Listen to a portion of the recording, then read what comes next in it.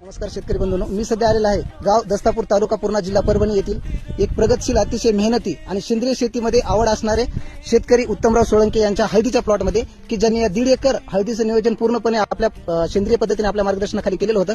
तर त्यांची आता हे पूर्ण जैविक पद्धतीने घेतलेलं हळदीचं बेणं विक्रीसाठी शेतकऱ्यांना उपलब्ध करून देण्यासाठी 1/2 एकरचं त्यांची काढणी झालेली आहे आणि बाकी राहिलेला 1 एकर पण सध्या काढणी चालू आहे.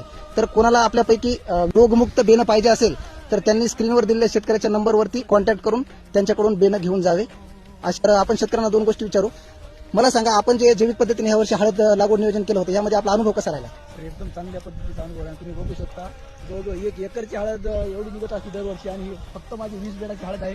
जवळजवळ समजा अजून 50% हळद काढण्याची राहिलेली आहे. बरोबर. बघा ही क्वालिटी हळदीची, हे त्यांच्या शेंगा आणि किती लागलेले हे पाहू शकता.